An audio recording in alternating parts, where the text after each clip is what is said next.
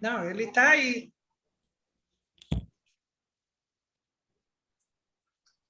Boa noite, pastor. Pastor já chegou. Boa noite, cheguei. Boa noite. Boa noite. Então, queridos irmãos, vamos começar o nosso curso de hoje, agradecendo a Deus pela semana que tivemos. Ontem estivemos na igreja louvando e bendizendo o nome de Deus. E hoje, nesse primeiro dia da semana, né, o segundo, na verdade, né, estamos aqui para aprendermos mais uma porção da palavra dele. Eu queria convidar o irmão Guilherme para fazer essa oração de agradecimento a Deus e que ele nos conduza nesse estudo e abençoe o pastor José Ayrton e a todos nós. Tudo bem, irmão Guilherme? Tudo bem, oremos, irmãos. Amado Deus, Senhor, eterno Pai, a quem damos toda a honra e toda a glória. Nesse momento, Senhor, nos unimos como um corpo só para aprender um pouco mais da Tua palavra, Senhor. Abençoa o pastor José Ayrton, que ele seja iluminado pelo Espírito Santo, nos trazendo a mensagem que o Senhor nos deixou em cada uma dessas linhas tão preciosas, Senhor. Abençoa a vida de cada irmão, Senhor, com paz, prosperidade, tranquilidade, livramento de todo mal e saúde, Senhor. É no nome precioso de Jesus que nós nos unimos e oramos a Ti, Senhor. Amém, Pai. Amém. Amém. Vamos seguindo. Prazer em ver vocês. Sintam-se abraçados aí. Eu estou com saudade daquelas segundas-feiras quando a gente podia se ver presencialmente e tinha uns intervalos assim muito abençoados ali com aqueles lanches que vocês preparavam e a finalização aí de cada semestre, né, ou de cada ano que a gente tinha aqueles encontros bacanas aí com vocês. Mas saudade de todos e mesmo aqui por meio virtual, sempre uma alegria estarmos juntos e repartir juntos daí a palavra do Senhor. Nós paramos aí, vamos retomar, né, a partir aí do capítulo 15, terminamos na segunda passada a primeira viagem missionária, né, que começa no capítulo 13, termina aí no capítulo 14, e tem um intervalo, quase que uma introdução à segunda viagem missionária do Paulo, que é narrada aí nesse capítulo 15, porque acontece, né, quando eles voltam da primeira viagem, há uma constatação de uma controvérsia que estava havendo ali na igreja de Antioquia. Então, isso exige que os apóstolos sejam enviados até Jerusalém, e lá acontece, né, esse que é conhecido como o primeiro concílio aí, da igreja, né, para definir essa controvérsia que estava já alcançando a igreja de Antioquia. O texto começa dando para nós, né, essa introdução. Diz aí que certos homens que desceram da Judeia ensinavam aos irmãos: se não vos circuncidardes, segundo o costume instituído por Moisés, não podeis ser salvos. Então, esse era o problema. E aqui não era só o caso de Antioquia, né? Esses homens que ficaram conhecidos como judaizantes, que eram judeus convertidos, mas que entendiam aquilo que o Lucas, na sua narrativa, na sua forma de narrar aqui, né, os primeiros passos da igreja, eles entendiam que o cristianismo era um braço do judaísmo. Então, aquilo que a gente vem falando, né, e o Lucas vem defendendo isso para nós aqui, né?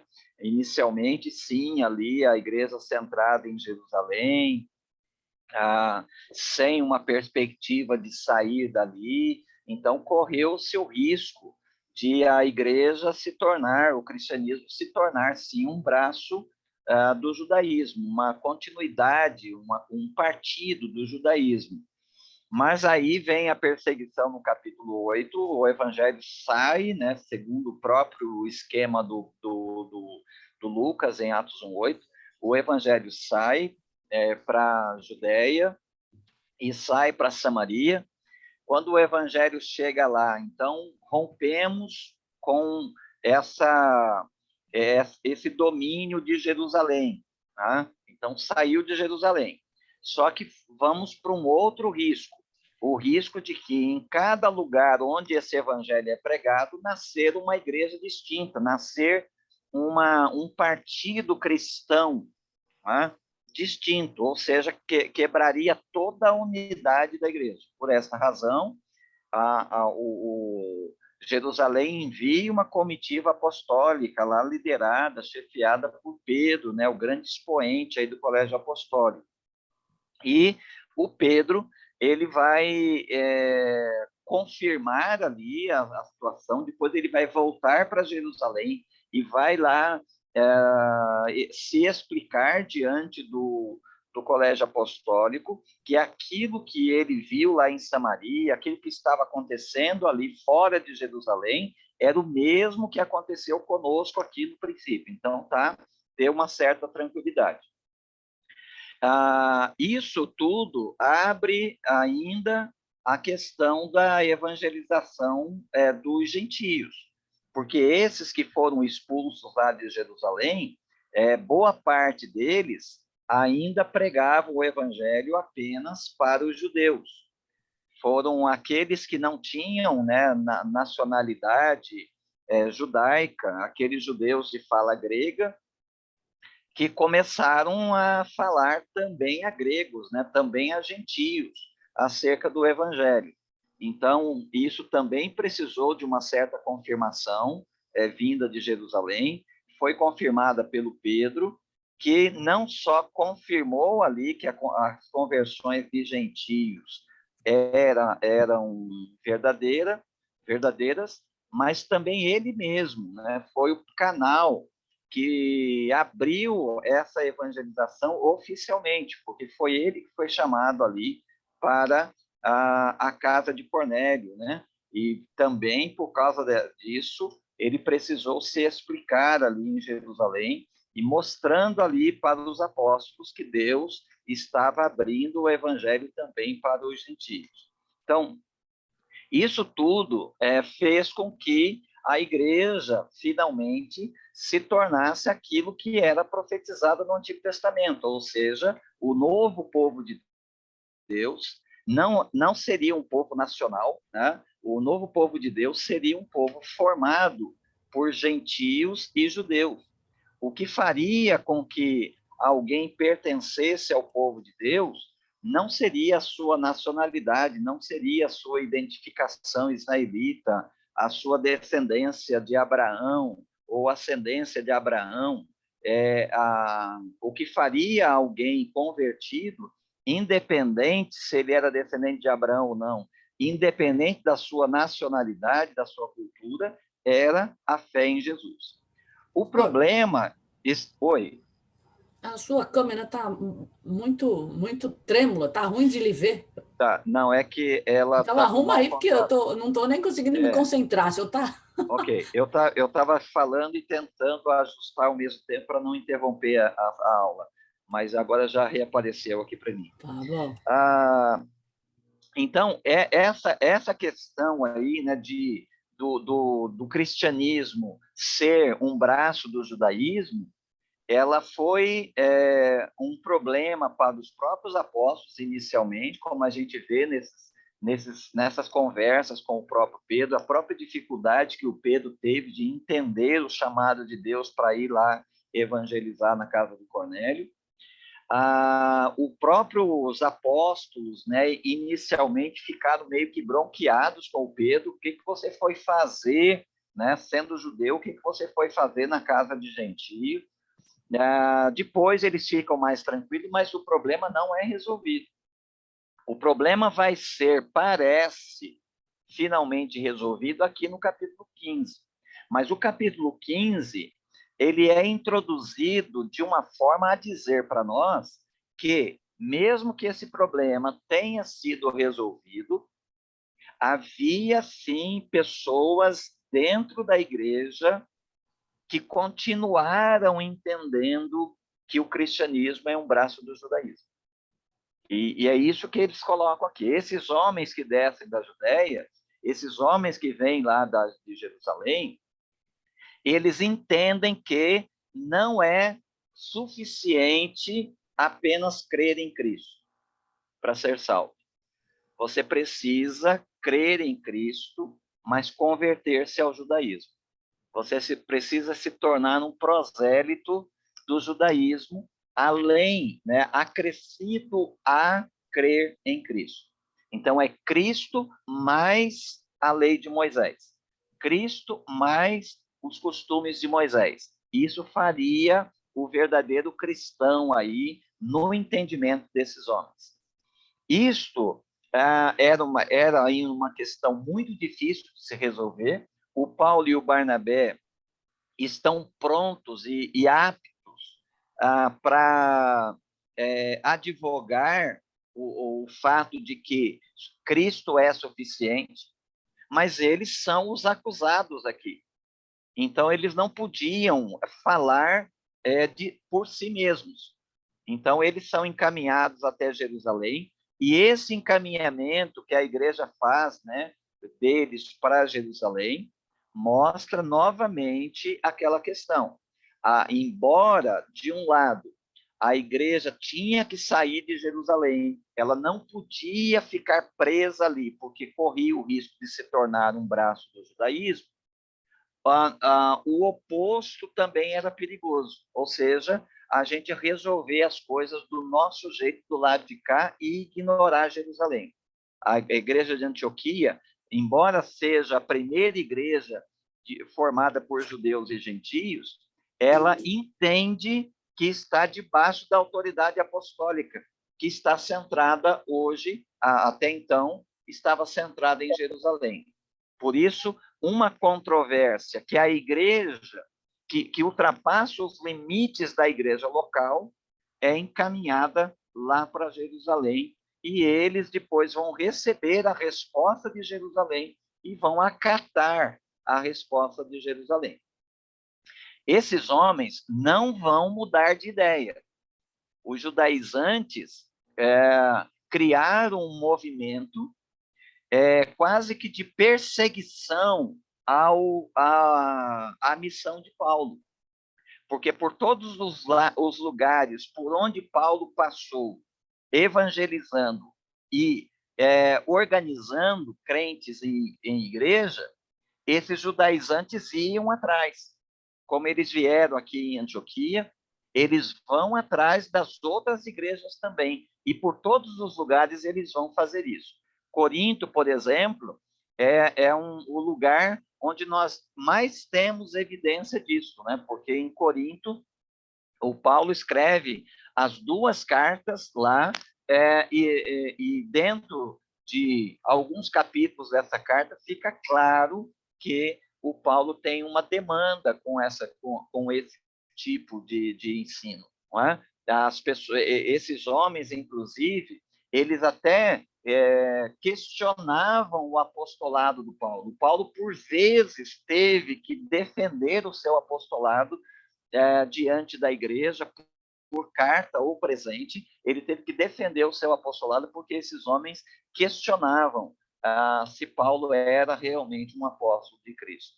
Então, esse foi assim, a primeira heresia, né, que a igreja nascente precisou enfrentar. E esse capítulo 15 aqui, ele vai mostrar para nós que era um problema tão sério e tão necessário, né, de ser estabelecido, resolvido, que houve, então, a necessidade desse concílio. Então, como eu disse, o Paulo e o Barnabé, né, os confrontaram ali mesmo, porque não entendiam, né, a necessidade de tornar o cristianismo judeu.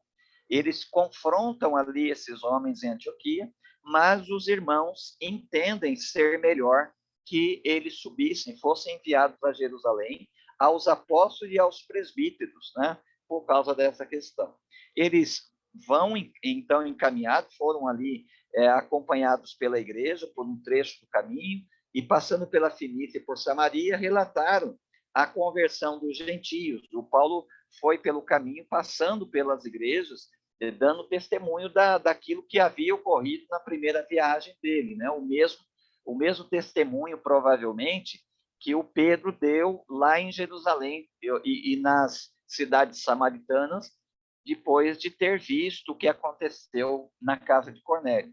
O Paulo vai, então, nessas igrejas e vai mostrando que o Espírito Santo está sendo derramado sobre pessoas judias e gentias, tão somente no momento em que eles creem em Cristo, não no momento em que eles se convertem ao judaísmo.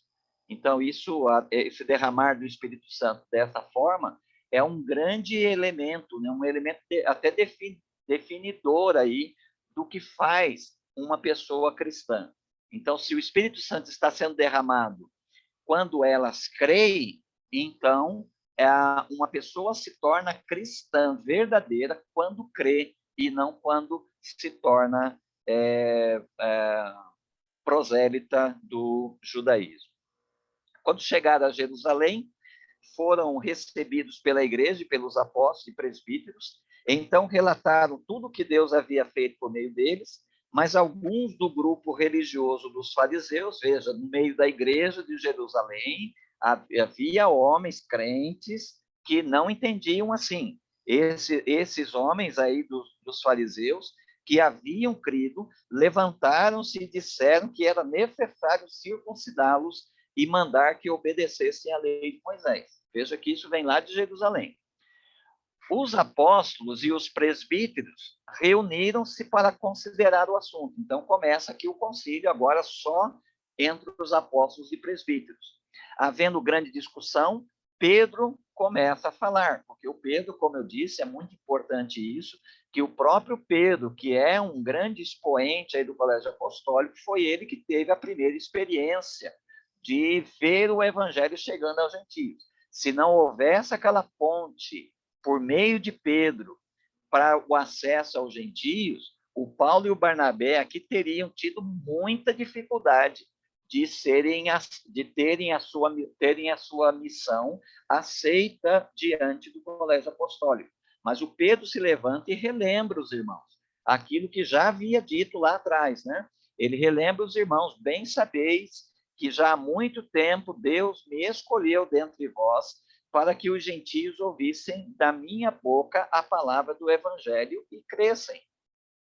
E Deus, que conhece os corações, testemunhou a favor deles, dando-lhes o Espírito Santo, assim como a nós, e não fez distinção alguma entre eles e nós, purificando-lhes o coração pela fé. Ou seja, então aí a necessidade simples da fé e não de se tornar praticante, né, dos costumes de Moisés.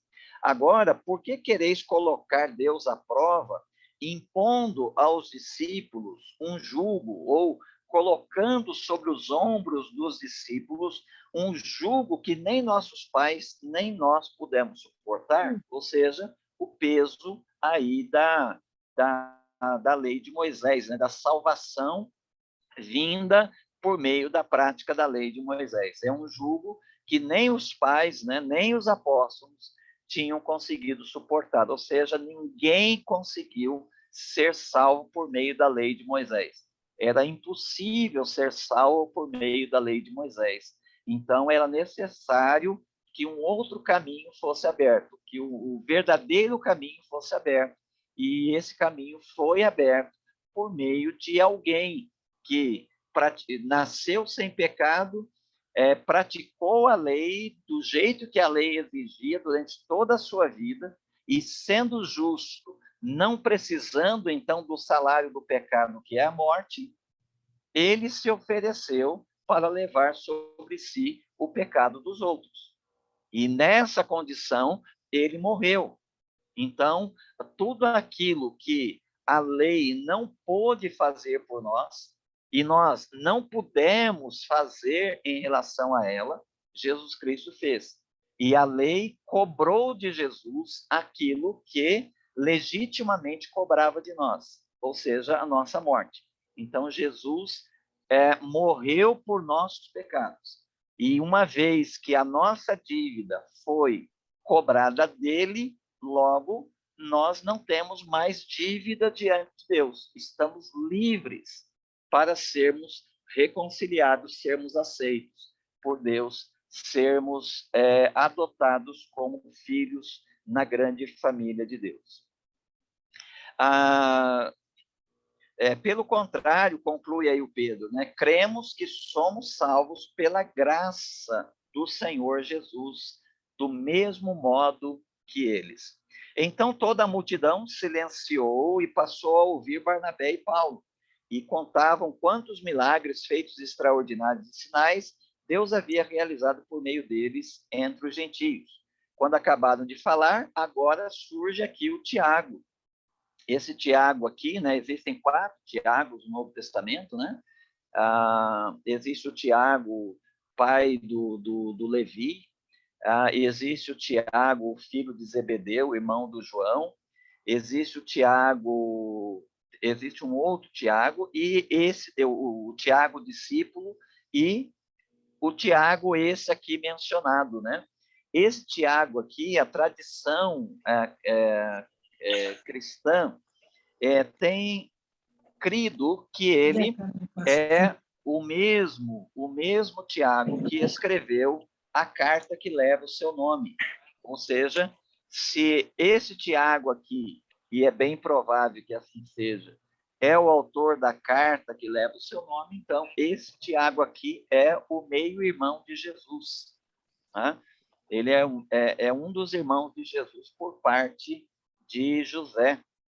Então, ele é o mesmo a quem o Paulo fala, né, em Gálatas 1,19, que quando ele foi a Jerusalém se encontrar com o Pedro, ele viu o irmão do Senhor, né, Tiago, o irmão do Senhor, e também ele faz referência a esse Tiago lá em 1 Coríntios, capítulo 15, quando ele faz um resumo do evangelho que ele vem pregando, e ele vai falar sobre as aparições de Cristo, e ele diz que apareceu a Tiago. Então, esse Tiago é o mesmo que a quem Jesus apareceu depois da ressurreição. Provavelmente por esta razão, os irmãos de Jesus vieram a crer nele só depois da ressurreição, porque antes eles eram muito opositores, né? Eles não entenderam o ministério de Jesus, mas depois da morte e ressurreição de Jesus, eles vieram a crer. Uma vez que ele recebeu aí essa revelação, essa aparição do Cristo ressurreto, na mesma condição que o Paulo, então ele está ali entre os apóstolos, então ele não é um apóstolo, mas é um dos presbíteros, né? Um dos pastores e o principal pastor da igreja de Jerusalém, por isso ele está presidindo aqui esse concílio. Então, este homem que aqui aparece, ele é meio-irmão de Jesus e autor da carta de Tiago. Veja que interessante, né? Esse Tiago aqui, ele, se nós olharmos ele pela carta dele, ele é o mais judeu dos apóstolos ou dos evangélicos, né? Porque lá a carta que ele escreve, ele vai falar muito da questão das obras, né? Ele vai dizer que a fé, o crente, ele não é justificado apenas pela fé, mas pelas obras. E aí ele vai contrariar Paulo, porque o Paulo vai dizer o oposto, que o crente é justificado somente pela fé. O Lutero, por exemplo, excluiu Tiago do seu cânon e teve muita dificuldade de entender a carta de Tiago por causa daquilo que é bem sólido na fé evangélica, que nós somos salvos mediante a fé, pela graça, mediante a fé em Cristo. e somente a fé. O problema aí que Lutero teve dificuldade de entender é o ponto de vista. O ponto de vista paulino da salvação somente pela graça, somente mediante a fé, é de quem está indo na fé, está caminhando na direção de Deus. E o ponto de vista do Tiago é de quem já chegou lá. Então, o Paulo fala do ponto de vista de quem evangeliza. O Tiago fala do ponto de vista de quem já é convertido. Aí, nesse sentido, Lutero concordou, né? Ao dizer que o crente é salvo somente pela graça mediante a fé, mas essa fé não vem vazia. Esta fé vem carregada de boas obras. E, nesse sentido, ele concorda com o Tiago. Porque o que o Tiago está falando é sobre uma profissão de fé esvaziada de conteúdo. Uma profissão de fé que não acompanha nada. O sujeito declara-se convertido, mas não há evidência. Não há a prática do amor, não há a prática da comunhão, não há a prática da devoção, não há a prática da verdade, não há evidência na vida dele de que essa profissão de fé que ele declara, né, que ele professa, seja de fato uma fé salvadora, ou seja uma fé que tenha transformado a sua vida. Então, esse é o problema, né, do Tiago aqui. Embora o Tiago lá vá parecer tanto judeu, de enfatizar a questão das obras na salvação, aqui ele vai se posicionar do lado do Paulo e do Barnabé. Então, veja, se estamos falando da mesma pessoa, então não há nenhuma oposição, não há nenhum conflito entre o ensino paulino e o ensino do Tiago. Porque se houvesse, né, um conflito, se o Tiago entendesse que a salvação era pelas obras, e enquanto Paulo entende que a salvação é somente pela fé, se houvesse um conflito, esse conflito apareceria aqui, e não aparece. Pelo contrário, o Tiago, então, vai aí começar a falar, e ele vai dizer o seguinte: Simão relatou, ele vai fazer um resumo, ele está presidindo, né, o concílio. Simão relatou como, primeiramente, Deus foi ao encontro dos gentios para formar dentre eles um povo dedicado ao seu nome. E com isso concordam as palavras dos profetas. Veja como ele vai citar o Antigo Testamento, que é a base teológica, né? Não existe Bíblia, Novo Testamento nessa ocasião. Ele vai citar lá, ele vai chamar, então, o Antigo Testamento como base, como fundamento para se crer que, de fato, Deus é favorável aos gentios e isso, essa vinda deles não pode acontecer de um modo diferente daquele modo que aconteceu conosco. Eles têm que ser coerentes. Então, com isso, concordam as palavras dos profetas, como está escrito.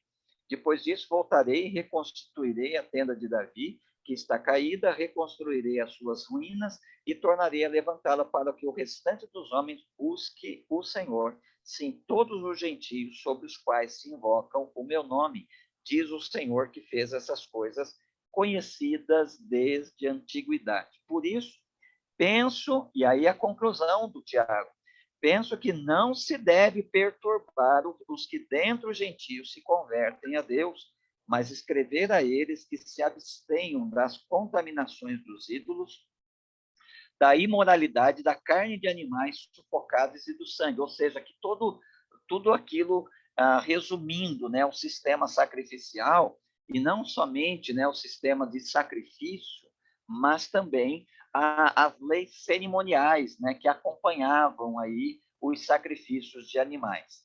Porque desde tempos antigos, em cada cidade, Moisés tem homens que o preguem, e é lido a cada sábado na sinagoga. Então, aí a conclusão, encaminhada pelo Lucas, né? pareceu bem aos apóstolos e aos presbíteros com toda a igreja escolher homens dentre eles e enviá-los a Antioquia com Paulo e Barnabé. Veja, o concílio se reúne só com os apóstolos e com os presbíteros. Agora o assunto é trazido para a igreja, né? E a igreja participa da decisão. O que nós vamos fazer? Bom, vamos encaminhar homens dentre eles e enviá-los a Antioquia com Paulo e Barnabé. Foram escolhidos Judas, chamado Barsabás, e Silas, homens influentes entre os irmãos. E por intermédio deles mandaram esta carta, os apóstolos e os irmãos presbíteros, aos irmãos dentre os gentios em Antioquia, Síria e Cilícia, saudações. Desde que soubemos que alguns dos nossos, os quais não enviamos, vos têm perturbado com palavras, confundindo-vos a mente, pareceu-nos bem, tendo chegado a um acordo, escolher alguns homens e enviá-los com os nossos amados Barnabé e Paulo, homens que têm arriscado a vida pelo nome do nosso Senhor Jesus Cristo. Enviamos, portanto, Judas e Silas, os quais também vos anunciarão as mesmas coisas de viva voz, porque pareceu bem ao Espírito Santo e a nós não vos impor maior encargo além destas coisas necessárias, que vos abstenhais da carne de animais sacrificados aos ídolos, do sangue da carne de animais sufocados e da imoralidade sexual. Fareis bem se vos guiardes se vos guardardes dessas coisas. Fazemos votos de que esteja tudo bem entre vós. Então, tendo se despedido, desceram para Antioquia e depois de reunir a assembleia, entregaram a carta. E quando a leram, alegraram-se pelo ânimo recebido. E em seguida, Judas e Silas, que também eram profetas, exortaram os irmãos com muitas palavras e os fortaleceram. E, tendo se demorado ali algum tempo, partiram com a bênção dos irmãos a fim de retornar aos que os haviam enviado. Então, veja como foi resolvido aí essa questão. Daqui para frente, não vai haver mais problemas entre os apóstolos, dúvidas entre os apóstolos sobre o modo como uma pessoa se torna cristã, né? Mas esses judaizantes aí vão continuar conduzindo o seu movimento e eles vão continuar falando, né? E passando pelas igrejas e ensinando e fazendo seguidores, né? Em muitos lugares a igreja sofreu muito com essa divisão. Dentro de uma mesma comunidade de fé, existiam lá aqueles que eram paulinos, né, na pregação do evangelho, e aqueles que tinham sucumbido aí diante dos argumentos dos judaizantes, né, exigindo que os gentios fossem circuncidados. Obviamente, esses que aderiram à pregação dos judaizantes eram judeus, eram pessoas que tinham aí esse apreço ainda, esse vínculo afetivo, né, com a tradição de Moisés e não queriam abrir mão disso. Eles queriam seguir em frente aceitando o Jesus como Messias, mas não queriam abrir mão da sua tradição, não queriam romper esse vínculo afetivo com a tradição de Moisés. O verso 34 aparece aí entre parênteses, isso significa que ele não aparece, não consta nos manuscritos, né, mais antigos que foram utilizados para a nossa tradução, mas provavelmente algum copista, né, em tempos posteriores ao registro, achou por bem acrescentar aqui. Por quê? Porque o verso 33 diz que os Silas e os Judas, eles partiram, uma vez que eles ficaram ali algum tempo, cumpriram a missão, eles voltaram para Jerusalém, para aqueles que os haviam enviado. E só que o Silas, ele vai ser companheiro do Paulo na segunda viagem missionária. Então, houve alguém entendeu ser necessário fazer esse acréscimo aí, dizer que o Silas achou melhor permanecer ali, não é? E aí o Paulo e o Barnabé demoraram-se durante algum tempo em Antioquia, ensinando e pregando a palavra do Senhor juntamente com muitos outros. muitos outros aqui, acresce-se àquilo que nós deixamos lá no verso 1 e 2 do capítulo 13, né? Lá já tínhamos uma igreja muito bem estruturada em termos de liderança forte, né? Havia mestres, havia profetas, e o fato aqui de o Paulo e o Barnabé permanecerem ali durante algum tempo, pregando a palavra do Senhor, juntamente com muitos outros, indica que essa igreja cresceu, e não cresceu apenas em número, né? Ela cresceu em líderes, ela cresceu também na multiplicação de profetas e mestres, de pessoas com dom espiritual, né, para promover a edificação da igreja. Pois bem, no verso 36, decorridos alguns dias, Paulo, então, decide retomar a viagem, voltar para o campo. E ele pretende, o plano de Paulo é passar pelas igrejas que eles deixaram. Vocês se recordam que ele foi evangelizando, igrejas foram sendo estabelecidas, né, nas mais diversas cidades e regiões por onde ele passou. Na volta, ele passou por essas comunidades e estabeleceu ali presbíteros, ou seja, estabeleceu pastores e estabeleceu ali liderança para essas comunidades. Eu destaquei lá para vocês, né, aquilo que me agrada muito, né, nesse relato,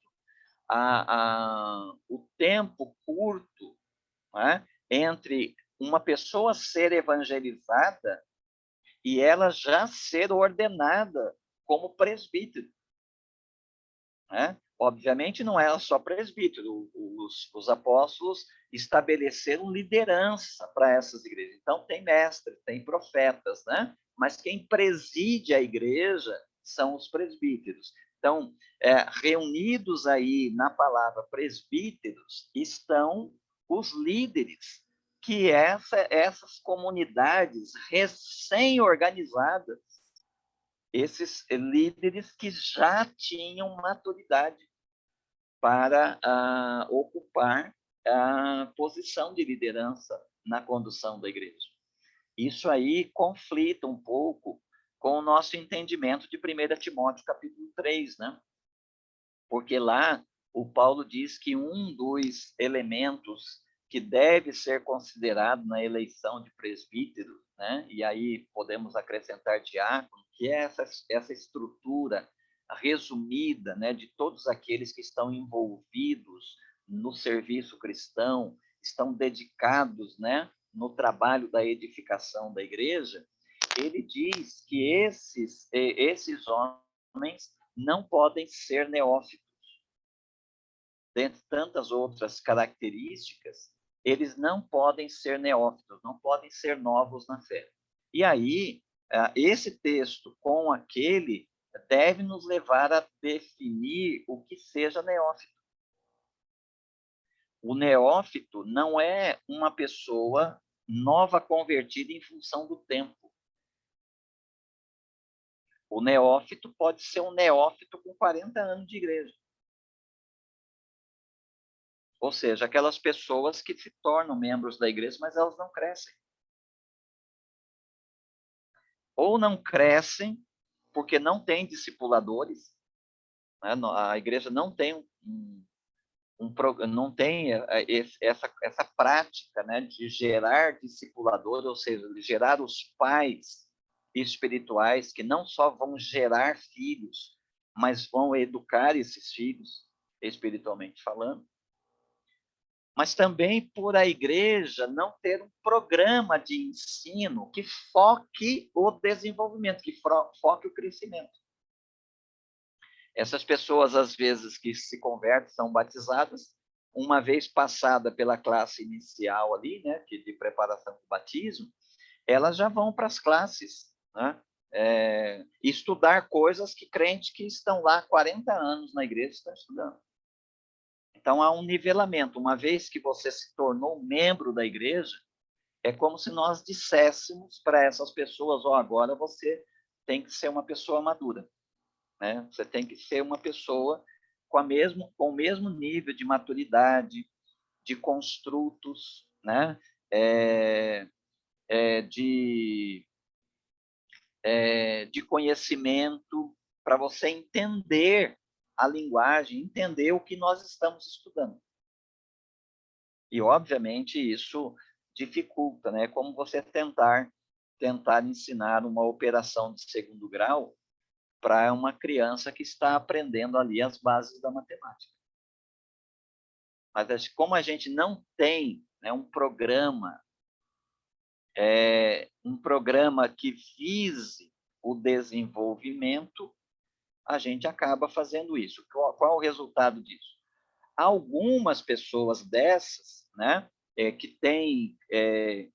têm ali alguma capacidade intelectual, elas vão pescar alguma coisa desses ensinos e elas vão aplicar, elas vão buscar, elas vão procurar fontes fora da igreja, inclusive. Elas vão ali fazendo leituras e elas vão crescer. De repente, está lá uma pessoa nova convertida, alguns anos depois, ela já está até no nível de maturidade que a igreja pode contar com ela para cargos de liderança na igreja. Mas não em função de que a igreja intencionou isso, né? Porque para intencionar esse desenvolvimento, a igreja precisa ter um programa de ensino focado no desenvolvimento, que, a meu ver, é algo que falta para a gente, né? O nosso ensino, né? A nossa parte da didática, ela tem falhado nesse aspecto, porque não há um programa. A gente vai escolhendo, né? Houve um tempo aí que a antiga Juerp tinha lá uma grade e tal, né? Que tinha uma grade que durava 5 anos, né? De 5 em 5 anos voltava ao começo e tal. Mas mesmo assim não era uma grade que a gente pudesse dizer assim, ó, ao final de 5 anos, uma pessoa que acompanhou toda a grade vai estar graduada em alguma coisa, né? Vai estar formada em alguma coisa. Também não era uma grade com essa perspectiva, né? Como acontece muitas vezes no ensino secular, ou mesmo no ensino teológico em seminários, né? Muitos seminários, por exemplo, foram abertos e aí precisava de matérias, né? Quais matérias a gente deve constar na nossa grade? Aí alguém lá entrou no site de um seminário aqui, outro ali, e viu a grade daquela faculdade, daquele seminário, tem essas matérias aqui. Então são essas matérias que a gente tem que colocar aqui no nosso curso. Aí nós ajuntamos as disciplinas, né? Somamos ali as disciplinas, construímos uma grade, mas não construímos uma filosofia de ensino, ou seja, não construímos uma filosofia que integre essas disciplinas. O que resulta dessa falta de uma filosofia de ensino?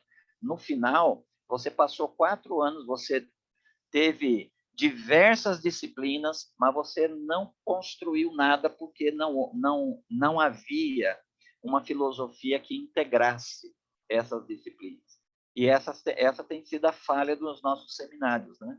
Por essa razão, no final de uma graduação, a gente vai encontrar aí formandos que não sabem quase nada daquilo que deveriam saber, porque tiveram todas as disciplinas do campo de uma formação teológica, mas não há conectivos entre essas disciplinas que desse um ar de desenvolvimento, de formação teológica para essas pessoas.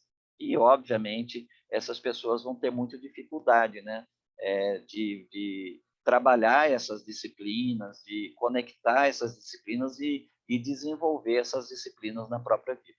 Isso acontece, isso é reproduzido dentro da própria igreja hoje, né, que não tem também, estuda várias disciplinas, né, vários temas, estuda vários assuntos, mas não tem uma filosofia que conecte essas disciplinas, dando a entender que nós estamos formando pessoas. Por isso que alguém já disse, né, há muito tempo atrás, que a escola bíblica dominical é a única escola que não forma ninguém, né?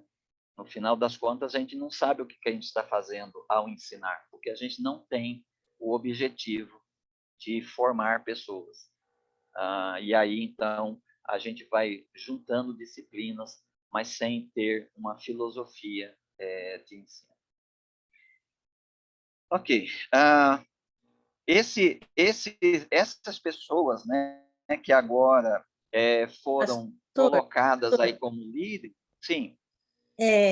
Com relação à escola bíblica, nós temos outras dificuldades também, né? Além de tudo isso que o pastor colocou, nós temos pessoas numa mesma classe com diferentes assim culturais, Sim. assim de estudo também, de idade. Sim.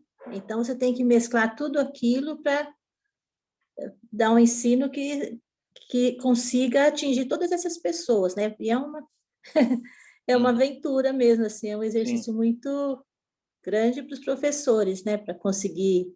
E nós tentamos, assim, falando assim em grade curricular, a gente até pensou na época quando a gente mudou assim da Juerp, porque da antiga Juerp, o que nós mudamos, nós criamos uma grade, mas mesmo assim, se você parar para pensar mesmo assim de formar, né, assim a gente acaba não conseguindo mesmo, porque as pessoas, quando você pega assim, vamos estudar o Antigo Testamento, nós fizemos isso muitas vezes, né?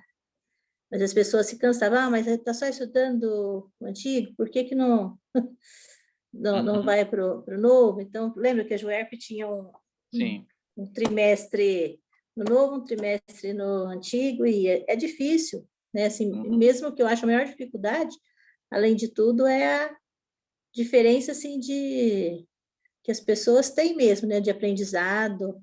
Nós estamos lidando com muita gente com muitas culturas e até de cognição mesmo, né, assim, para entender. É uma vez por semana só, né, Marta? O tempo é muito grande entre uma lição e outra. Então, para eles, eu dou aula para uma classe de senhoras que tem essa diferença cultural, idade e o tempo, porque você ensina num domingo, faz uma recordação no outro domingo e é complicado. Na verdade, sobra 15 minutos, 20 de aula mesmo, né? Bom, desculpa, pastor. Um grande desafio, né? Mas eu penso que precisa chegar uma hora que a gente pensa em formação, porque a gente está muito conteudista, né? Verdade. O nosso ensino ele é focado no conteúdo e não na formação. Verdade. Então, a gente enche as pessoas de conteúdo, mas ninguém acompanha, não tem como acompanhar essas pessoas se elas estão digerindo aquilo, se aquilo lá está promovendo o crescimento delas. Então, assim, embora seja um grande desafio, vai precisar chegar uma hora que a gente vai precisar repensar essa nossa escola bíblica, né? Eu estou falando de escola bíblica porque, para nós, é o principal eixo aí do ensino, né? Mas tem outros encontros, né, que a igreja promove que foca a questão do ensino. Então, vai ter que chegar uma hora que a gente vai precisar pensar numa grade curricular que respeite essas diferenças, né?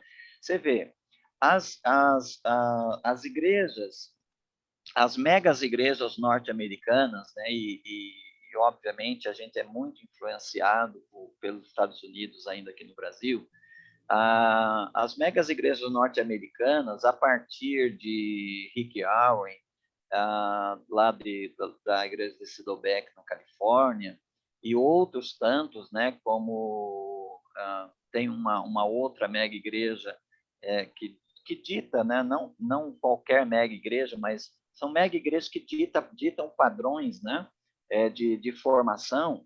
Ela criou, ela entendeu isso. Por exemplo, a do Rick Warren lá, você tem pelo menos a base, está tremendo assim, porque eu estou tentando fazer minha tela voltar. Tá? Ela tem uma base de formação que você começa lá, por exemplo, né, com a classe 101, que é aquilo que a gente tem aqui de preparação de batismo. Depois você vai para a classe 201, que é uma classe que vai visar o crescimento espiritual. Depois você tem a classe 301, que parece que vai visar lá a questão de dons espirituais, depois a missão, e assim por diante. Eu estou fazendo, né, na minha realidade pastoral, preocupado com isso, estou fazendo um sistema de 7 cursos. 7 cursos que estou considerando basilares, né, para a formação cristã. Então, eu fiz um curso introdutório a 6 cursos, então são 7 cursos contando com o curso introdutório, onde eu faço uma apresentação para a igreja da filosofia da igreja, filosofia de missão da igreja, filosofia ministerial da igreja, né? O que é a igreja, o que ela pretende, para onde ela está indo, o que ela está fazendo para chegar lá, essas coisas todas, né? De visão, missão, como ela está estruturada, né? Como é que a igreja está estruturada para a caminhar nessa direção, realizando a sua missão e alcançando a sua visão. E nesse curso introdutório eu compartilho essa necessidade de haver cursos sequenciais, um plano de ensino que foque o crescimento espiritual. Depois desse curso que nós estamos terminando agora, né? Eu já escrevi 4 dos 7, estou escrevendo o 5º agora. Depois desse curso introdutório, nós vamos começar já, daqui a 15 dias, nós vamos começar o primeiro curso, o curso 1, na verdade, né? Esse curso 1 eu coloquei como tema comprometendo-se com Deus. Mas o que eu coloco nesse comprometendo-se com Deus? Eu coloco os pontos essenciais do Evangelho, que para mim é uma necessidade que a igreja volte a lembrar o Evangelho, porque nós estamos meio que anestesiados, né? Nós fomos tão bombardeados por teologia da prosperidade, por outros tipos de teologia, que nós nos distanciamos do Evangelho, né? da base do Evangelho. Hoje, se você perguntar para um crente, mesmo de 20, 30 anos, o que é Evangelho, você vai perceber que a pessoa tem dificuldade de responder, né? Eu já participei de concílios, inclusive, né? Onde fiz uma pergunta nesse sentido, e a resposta que eu recebi é a resposta que eu espero de um aluno de escola bíblica dominical. Não é a resposta que eu espero de uma pessoa que passou 4 anos na faculdade teológica, ali tendo uma biblioteca na casa, hoje eu acho que já está na casa de 50 mil volumes. Como é que você passa 4 anos numa faculdade de teologia com uma biblioteca de 50 mil volumes e no final das contas você sai de lá e você não sabe responder uma pergunta básica, uma vez que nós somos chamados para sermos pregadores desse evangelho? Vamos pregar o quê, né? A gente vai ser apenas caixa de ressonância que vai reproduzir os textos de teologia sistemática que a gente recebeu no seminário, ou a gente vai ser influenciado pelos pregadores midiáticos, né? E aí você vai encontrar vários pastores aí com tiques, né, de pregadores midiáticos, com tom de voz de pregadores midiáticos e até com a irrelevância doutrinária que caracteriza os pregadores midiáticos, porque não tem esse acesso, não teve essa formação.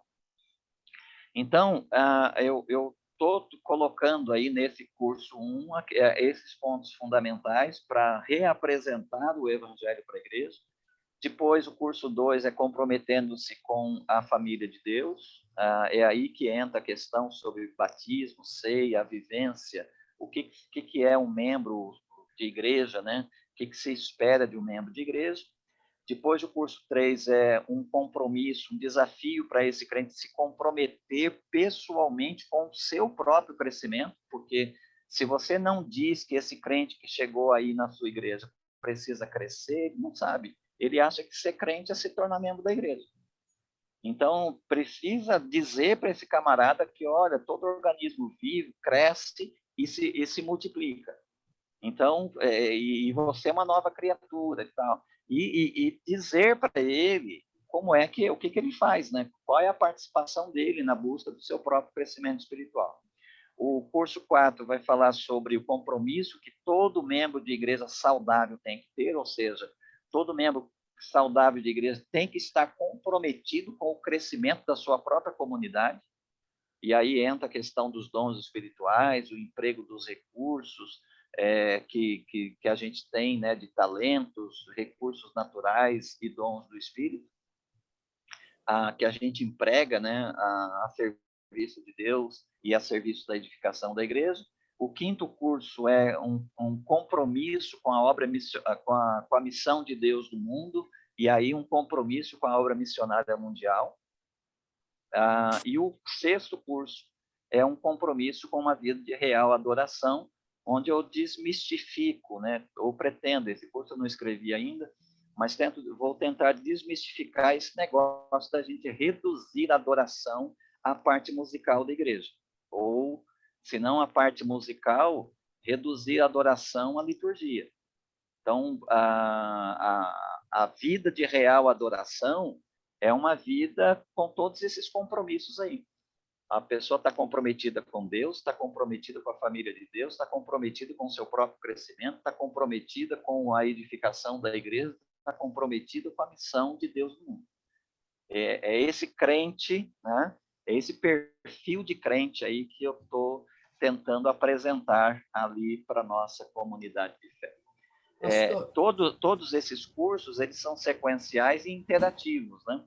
Porque os textos bíblicos que eu uso, eu estou baseando todo o curso na carta de Paulo aos Romanos. Eu cito todos, eu escrevo, eu incluo os textos bíblicos no corpo do estudo, e eu deixo lacunas, né, para forçar a pessoa a ter que abrir a Bíblia dela e aprender, né, à medida que ela estuda, ela vai aprender a manusear as escrituras, a encontrar texto bíblico nas escrituras, e aí ela vai destacar a palavra que está faltando e vai preencher. Ela pode fazer isso em casa, ou pode fazer isso na sala de aula com o auxílio do seu professor. Sim, Denilde? Esse nosso curso, o senhor atribui o quê? É um curso só de conteúdo ou de formação? Porque, veja, com o senhor, esse nosso espaço de segunda-feira já está perdurando aí por uns 8 anos. Logo no começo não era só com o senhor, nós tínhamos módulos. De certa forma, é um curso que nos dá base para o enriquecimento de conhecimento e transmissão na EBD, que o senhor está dizendo que não é um curso de formação. Nós não estamos preocupados com formação, e sim atrelados direto e reto em cima de conteúdos. Mas como é que o senhor vê esse nosso espaço aqui, com o senhor já completando o estudo da Bíblia toda? Isso é um curso de conteúdo ou de formação? Aqui nós estamos fazendo convergir as duas coisas. Porque aqui eu estou dando a vocês conteúdos, mas eu estou procurando ser bem prático nas aplicações, né? E sempre que eu dou aulas, né, na faculdade ou nos seminários, eu procuro sempre trazer, né, a realidade bíblica para dentro de um contexto de realidade prática e concreta, né, da vida dos alunos, da vida eclesiológica e tal. Então, aqui a gente está tentando convergir os dois. De um lado, você tem uma leitura do texto, uma explicação do conteúdo, mas eu estou procurando fazer aplicações. Alguém já disse, né, que uma característica muito positiva do pastor Pascoal Peragini, né, pastor lá da PIB de Curitiba, é que ele discipula, né, os membros da igreja dele do púlpito, né? E eu entendo que essa questão de discipular a partir do púlpito, que não é algo que deveria acontecer, você não discipula a partir do púlpito, mas se você consegue, né, unir a exposição da Bíblia e encaixar isso dentro de realidades práticas e concretas, com aplicações, indicando, né, como esse conteúdo aqui pode mudar seu comportamento aqui, ou sua conduta, sua prática, seu pensamento, seu modo de pensar, etc. Então, você consegue juntar aí conteúdo e discipulado junto. Isso não é perfeito. Por quê? Porque discipulado implicaria em um andar junto, né? Implicaria em relacionamento. Eu não tenho relacionamento com vocês, né? A gente se encontra aqui, ou lá na sala de aula, e aqui, depois eu não vejo mais vocês. A gente não tem uma vivência comunitária que seria necessário para o discipulado no seu sentido aí mais lato, né? Mas aqui, sim, a gente tem tentado unir conteúdo e aplicação prática, e isso tem um enfoque, sim, na formação de vocês. Esse curso, pastor, que o pastor está falando com a igreja, esses 7 módulos, são 7, né? Quanto tempo o pastor pensa em dar para a igreja? Qual o tempo que isso vai levar? Não tenho ideia, irmã. Não tenho ideia pelo seguinte, porque cada módulo ele não foi feito na base tipo assim, comprometendo-se com Deus, aula 1, aula 2, aula 3. Não, eu fiz como se fosse uma aula só. Só que é um curso longo, né? Esse curso, por exemplo, de Comprometendo-se com Deus, ele tem 20 páginas, né? Então, não vai dar 20 páginas numa aula, e não é esse o objetivo. Então, o que eu oriento os professores, dentre outras orientações, é que eles acompanhem o nível de acompanhamento dos alunos. Então, eles vão levar em conta o tempo de aula que eles têm e o nível de assimilação dos alunos. Então, não é para apressar. Então, um professor, uma classe poderá estar bem à frente da outra, uma bem atrás. Então, assim, não tem um tempo definido. Esse curso introdutório que a gente está terminando agora, ele foi dado em 5 domingos, em 5 aulas. Esse curso 1, ele deve ser dado aí numa casa aí de 10 aulas, 11, talvez a gente fique aí quase 3 meses, né? Quase um trimestre nesse curso 1. Aí tem um outro curso que ele é mais curto, aí tem Comprometendo-se com o seu crescimento espiritual, é bem mais longo, então vai demandar mais tempo, mas não tem uma previsão de quanto tempo duraria. Então não é o senhor que vai estar ministrando, o senhor está preparando pessoas. É como se fosse a sua IBD? É a minha IBD, é na IBD. Pastor, sim. Esse curso haverá uma avaliação do aluno? Vai ter. No final de cada curso tem o teste de aprendizagem, e aí o professor ele vai receber, né, esse material do aluno e vai considerar o aluno concluinte aquele que preencher, né, que o professor perceber ali que preencheu as lacunas e fez o teste de aprendizado no final. Interessante, é interessante isso. Uhum. Tá certo. O objetivo, né, desse curso, ele tem diversos objetivos, mas cada módulo desse, cada tema desse, ao final, né, do curso, o objetivo é que o aluno tome uma decisão com relação àquilo, né? Então, por exemplo, comprometendo-se com Deus, que no final, se ele não é uma pessoa comprometida com Deus, ele assume um compromisso, e se ele já é uma pessoa comprometida com Deus, agora ele está muito mais firmado nesse compromisso, pois o compromisso com a família de Deus. Então, no final, que ele tem um compromisso de vivência, de comunhão, né? Hoje a gente está vivendo um tempo tão difícil, né, que muitos crentes vão para a igreja quando querem, né, quando dá vontade, ou quando tem programas atraentes, né? A gente está com uma mentalidade de consumo, né, de igreja meio que supermercado. Então, nesse curso, comprometer-se com a família de Deus é comprometer a estar junto, a andar junto, e aí faz parte a frequência nos cultos dominicais, nas reuniões de oração da igreja, O crente ele precisa dizer, né? E aí a gente peca muito quando a gente celebra a ceia do Senhor, né? Incluindo na ceia do Senhor pessoas de todos os níveis. Tem pessoas, por exemplo, que não têm comunhão nenhuma com a igreja, mas não perde a tal da Santa Ceia, né? Como as pessoas gostam de chamar, porque acha que é sacramento, né? Mesmo nós batistas, a gente está com a ideia sacramental da ceia, porque eu posso faltar o mês inteiro, mas no dia da ceia eu não posso faltar, porque eu não posso deixar de tomar a Santa Ceia, como se a Santa Ceia fosse comunicar uma graça a elas, que é a perspectiva católica e presbiteriana e metodista, né? Não é uma perspectiva batista.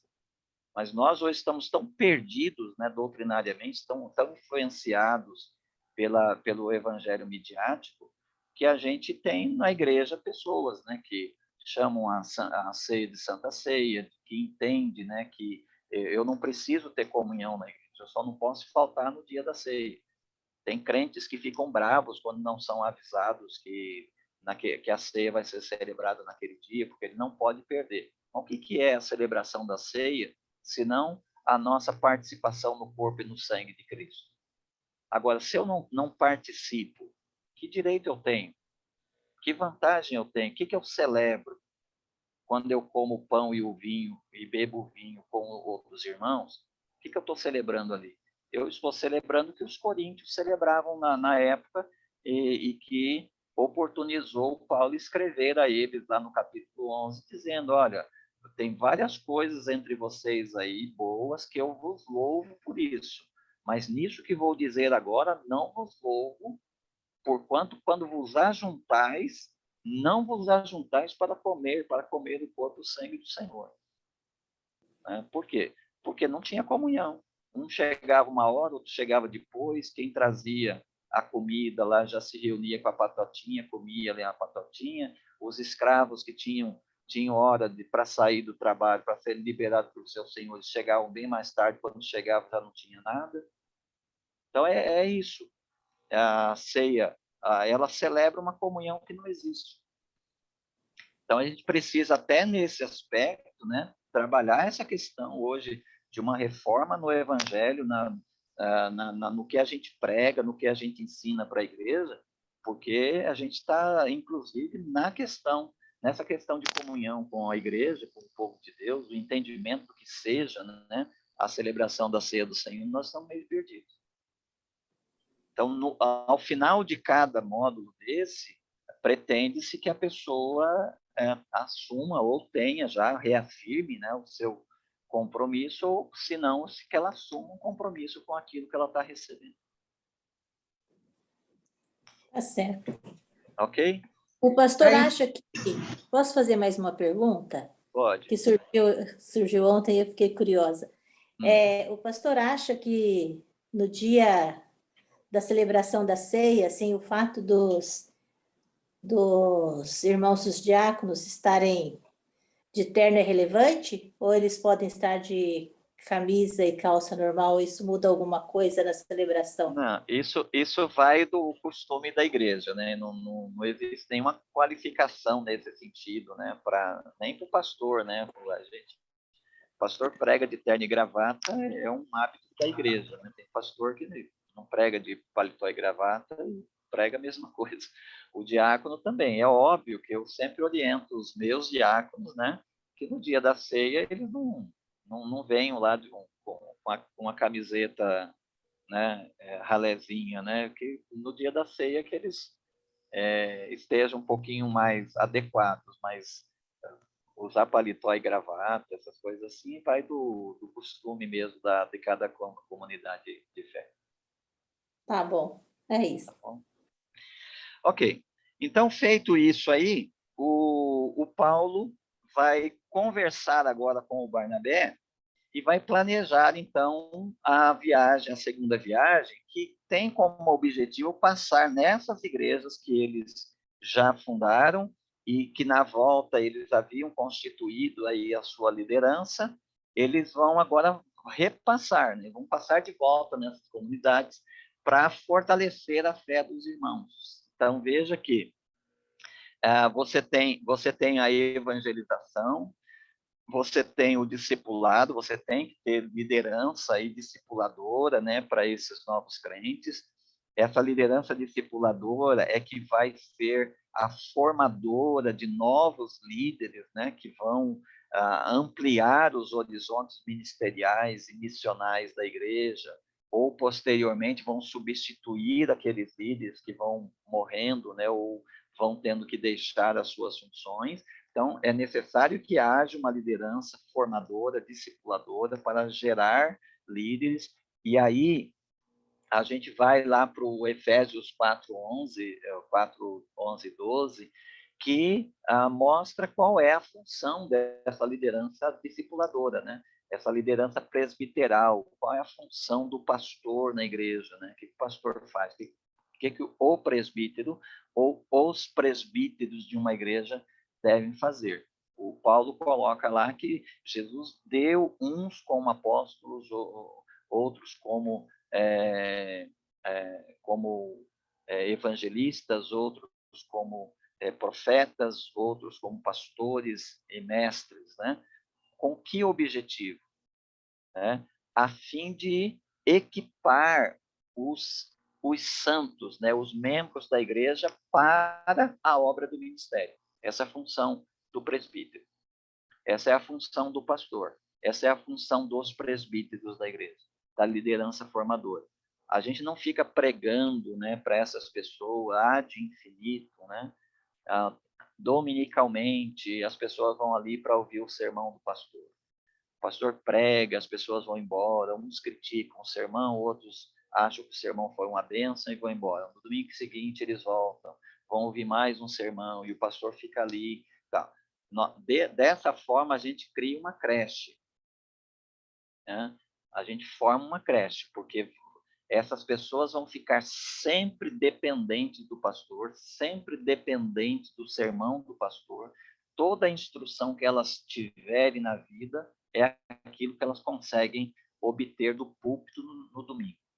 Então, embora o pastor pregue, a pregação pastoral tem que ter objetivo. E qual é o objetivo? O objetivo da pregação pastoral não é ter um auditório, né, cativo. O objetivo da pregação pastoral é a formação dos crentes. Se o tempo passa e esses crentes não se desenvolvem, é necessário questionar o que nós estamos fazendo com a pregação e com o ensino na igreja. E hoje você sabe, né, que quando chega a época e as igrejas que têm lá as suas eleições, né, para a estrutura da igreja, já de anos, já que a gente pode dizer de anos para cá, chega nessa época aí, a igreja já não tem tido gente suficiente para ocupar todas as funções. E aí a igreja que tem uma estrutura grande, e aí a gente entende, não, precisa, essa estrutura é necessária, precisa ter gente lá. O que a gente faz? A gente tem gente na igreja ocupando 4 funções, 3 funções. O que acontece com isso? Essas pessoas não têm tempo nem para ser discípulo, nem tem tempo para ser discipulador. A gente passa a alimentar uma máquina que a gente não consegue mais produzir, a gente não está conseguindo mais produzir líderes. Então, é de se questionar, com o passar dos anos, tanto do ponto de vista da pregação quanto do sistema de ensino da igreja, por que a gente não está formando líderes? Por que esse ensino não está produzindo crentes maduros, crentes comprometidos, né, com Deus, crentes comprometidos com a igreja, crentes comprometidos com a edificação da igreja? Né? Porque, em algum sentido, parece que a pregação ela existe apenas para a acomodação do momento. Tipo, os crentes estão aflitos, então vamos pregar um sermão que ajude, né, os crentes a resolver a sua aflição. Aí a gente fica pregando sobre esses temas, né, que são muito atraentes. basicamente, em resumo, são temas que dizem o seguinte: como você resolve a sua vida? Né? Como é que você resolve o problema do seu casamento? Como é que você resolve o seu problema com dinheiro? Como é que você resolve o seu problema emocional? Como é que você resolve isso? Como é que você resolve aquilo? E aí, a Bíblia deixa de ser o fundamento e ela passa a ser apenas uma cartilha onde a gente vai buscar ali ferramentas, como se fosse uma caixa de ferramentas, né? E a gente vai tirando dela ferramentas para acertar as nossas paredes. Mas a gente precisa ter um ensino focado na Bíblia, propondo desenvolvimento, propondo crescimento. Ao final de cada palavra, o crente haverá de ter que responder. Né? Ele não pode simplesmente ir para casa achando que o sermão foi bom. Ele tem que responder. No final de um sermão, o crente tem que entregar alguma coisa. Ele tem que decidir alguma coisa. No sermão evangelístico, os tais sermões evangelísticos, a gente sabe perfeitamente o que significa isso, né? Porque a gente prega lá o tal do sermão evangelístico, faz apelo, as pessoas levantam a mão ou vêm à frente lá e a gente considera, olha, essas pessoas aqui responderam a pregação. Mas depois que essas pessoas estão na igreja, os sermões têm que continuar chamando elas para decisão. Elas têm que continuar tomando decisões em função do que elas ouvem. Porque se elas não decidirem em função do que elas ouvem, e se o sermão não exigir que elas respondam, então a gente faz um ministério pastoral ou um ministério de ensino de acomodação. A gente não desafia as pessoas para o crescimento. E se não desafiar, pouquíssimos vão crescer.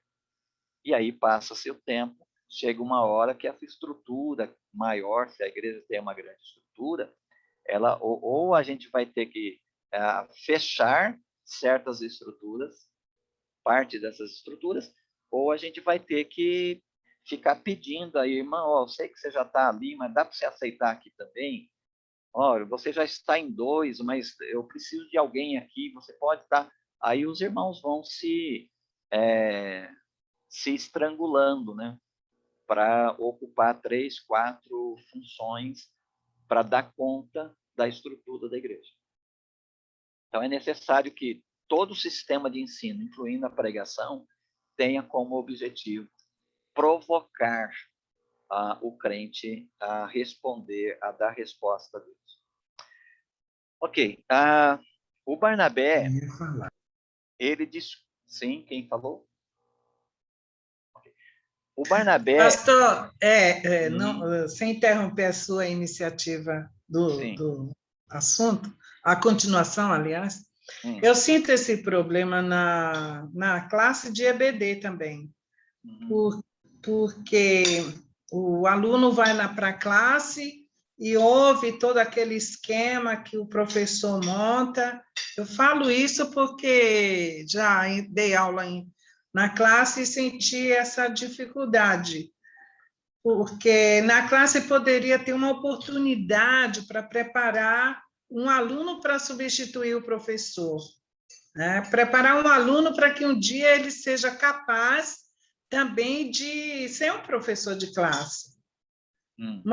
Várias vezes acontece em classes, quando o professor não vai, os alunos daquela classe vão para outra classe. Então, entre aqueles alunos, às vezes tem até pessoas capazes de dar aula. E não escolhem esse aluno para substituir um professor. Então, acho que na EBD é uma ótima oportunidade para a gente fazer esse tipo de treinamento também, né? De preparação de alunos para substituir professor. E quem poderia fazer isso? O próprio... Tem que estar preparado para isso. Não é só jogar o assunto para a classe, mas tem que ter uma interação com o aluno, né, para que o aluno desenvolva. Essa perspectiva, ela é uma perspectiva discipuladora. que a gente perdeu. A gente tirou, né? Assim como a evangelização pessoal, a gente transferiu, e isso desde o avivamento, o avivalista lá, os avivalistas, né? O Charles Finney, né? Quando foi criado essa questão de fazer apelo no final da pregação para conversão. Aí veio, né, na linha dos avivalistas, vieram as cruzadas, né, que enchiam estádios, teatros, e fazia-se o apelo, e as pessoas iam para frente. A gente trouxe isso para dentro das comunidades, né, de fé, e o pastor também começou, né, a ser o evangelista, e no final faz apelo. O que a gente criou com isso? A gente tirou o evangelismo pessoal e transferiu para um evangelismo coletivo. Então, os crentes começaram a entender que tudo que se esperava deles em termos de evangelização fosse que eles trouxessem visitantes para os cultos, ou para as séries de conferências, né? Ou para aquelas programações evangelísticas da igreja. Então, os crentes começaram a trazer pessoas para a igreja, a fim de que o pastor pregue um sermão evangelístico e essas pessoas, então, se convertam. A gente transferiu isso. A mesma coisa a gente fez com o discipulado. A gente não tem hoje um programa, né, de discipulador por parte dos crentes individualmente, porque a gente transferiu isso para cursos. Então, por exemplo, a gente quer formar professores na igreja. O que a gente faz? A gente chama um grupo de pessoas para fazer um curso conosco. Ora, um curso não forma pessoas. Assim como uma pessoa, né, ganha de púlpito pela pregação do pastor, se não houver um crente ali que conheça essa pessoa, que acompanhe essa pessoa, dificilmente ela vai saber o que ela fez da vida. Se não houver pessoas na igreja, aí pensando já naqueles que estão na liderança da igreja, se não houver uma perspectiva discipuladora nesses líderes, a gente vai continuar com a ideia de que, para gerar líderes, a gente tem que colocar pessoas numa sala de aula. E a perspectiva de Jesus, ela é mais dinâmica, ela é relacional. Então, o professor, por exemplo, ele entende que ele está ensinando pessoas, não do ponto de vista de conteúdo apenas, mas ele está trabalhando na formação dessas pessoas. À medida que ele ensina e que ele forma essas pessoas vão descobrindo seus dons espirituais e vão se envolvendo na edificação da igreja. Mas parte da edificação da igreja são os próprios mestres. E é óbvio que, na sua classe, Deus vai dotar pessoas com dom de ensino. O que compete ao professor identificar essas pessoas e trazer essas pessoas consigo. Por exemplo, os movimentos de pequenos grupos, né, com todas as críticas que nós podemos fazer a eles, que começou lá com o movimento dos 12, eles entenderam isso. Por quê? Porque quando você forma um pequeno grupo, qual é a instrução? Você forma um pequeno grupo na sua casa, por exemplo. Aí tem lá, sei lá, 6, 7 pessoas que estão se reunindo com você. Você é o líder.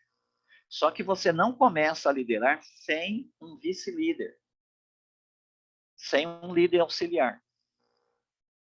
Esse líder auxiliar, ele vai aprender com você de duas formas. Ele vai aprender como você faz, ele está vendo como você dirige, e ele vai aprender com o conteúdo que você está dando. Aí, esse grupo começa a crescer. Aí, na perspectiva dos 12, quando chega no número 12, o grupo se multiplica. Esse líder auxiliar fica no grupo sede. E você vai com a metade desse grupo a formar um outro grupo. Esse líder que ficou, escolhe um vice-líder. Você que foi lá com o outro grupo, escolhe um vice-líder. Veja, você era um, se transformou em 2. Agora vocês já são 4. Aí cada grupo desse também vai crescer. E o auxiliar está lá, aprendendo com o modo como você dirige o grupo, como você se relaciona com o grupo e como você ensina, o conteúdo que você dá. Quando esses grupos crescerem e se multiplicarem, então, esse líder que era seu auxiliar, que ficou no grupo sede, vai para o grupo que se multiplicou e o auxiliar dele fica no grupo sede. Percebe que o crescimento é exponencial? Percebe que um líder está preparando, já no ato de liderar, ele está preparando um outro líder? É a mesma coisa no caso dos professores na igreja. Você pode, por exemplo, olhar para a sua classe, ver ali uma pessoa que se desponta, que você percebe, né, que tem ali tem um dom espiritual para isso. Você traz essa pessoa com você. Lá pelas tantas, né, você pode, mesmo você presente, você pode deixar essa pessoa dar aula e você observa. Depois você pode se encontrar com ela particularmente para fazer, né, alguns ajustes na condução da aula dela. Então, veja como, desta forma mais dinâmica, a gente vai produzindo líderes na prática e não dentro de uma sala de aula. Embora, em algum momento, a sala de aula, oferecer um curso aí de capacitação, tenha o seu lugar. Mas a gente não pode terceirizar para uma sala de aula, né, ou para o púlpito, aquilo que Jesus ordenou que fosse feito de modo dinâmico através dos relacionamentos interpessoais. Ok? Posso prosseguir agora? Ok, obrigado. Sim, Ezequiel. Então, na minha sala de aula, a gente tem feito isso. Uhum. E mais uma coisa que eu também queria colocar aí para dificultar um pouco a gente tem tido lá, além da idade, a diferença de idade, também temos gente formada, como é o caso de pastor, que participa da nossa aula, ex-professores. Então, a gente fica numa diversidade, às vezes eu costumo dizer, às vezes eu vou dar aula e vou dar aula para pastor. Como é que eu vou dar aula para um pastor que ele... Entendeu? Uhum. Então, mas a gente tem feito isso e apareceu mesmo professores que foram sair da nossa sala para outras salas. E também queria aproveitar, agradecer a irmã Marta aí, a direção da EBD, de domingo foi dado o nome do meu pai para nossa sala de aula como em homenagem póstuma, né? E essa sala, a sala Berianos lá da nossa EBD, é uma sala que eu acho que produz professores. Ok, é isso aí. É possível, né? Veja que não é difícil. O que falta, às vezes, para a gente é ter a perspectiva de que nós não estamos compartilhando conteúdo, né? Nós não estamos realizando uma tarefa. A gente está formando pessoas. Nosso negócio é formar pessoas. É a mesma coisa da evangelização, né? Às vezes eu encontro com muitos crentes que gostam de evangelizar, que são se apresentam, né, como evangelistas. Mas o que o evangelista faz? O negócio do evangelista não é evangelizar. O negócio do evangelista é trazer pessoas a Jesus. Ele faz isso através da evangelização. Agora, se ele evangeliza, mas ele não traz pessoas a Cristo, então ele está mal orientado. Né? A pregação é a mesma coisa. Se a pregação não dá formação cristã, então a gente está cumprindo uma tarefa. A aula de escola bíblica ou qualquer curso, ele tem o objetivo de investir na formação de pessoas. Se não forma, é uma tarefa, não é um ministério. Mas isso nos faltou por muitos anos, né? A gente engatou aí o ponto morto e fomos descendo, né, a ladeira. pouco se falou, né, em termos desse tipo de formação. Quem eu observei, como destaquei aqui, que resgatou e começou a resgatar essa coisa da formação, foram aí o pessoal do movimento de grupos pequenos, né, com vários nomes, né, mas todos eles têm o mesmo sentido, e essas igrejas que se tornaram megas igrejas aí, que hoje estão exportando seus padrões, né, para igrejas menores ao redor de todo o mundo. Essa coisa do desenvolvimento, foco no crescimento espiritual e o foco na geração de líderes, de produção de liderança.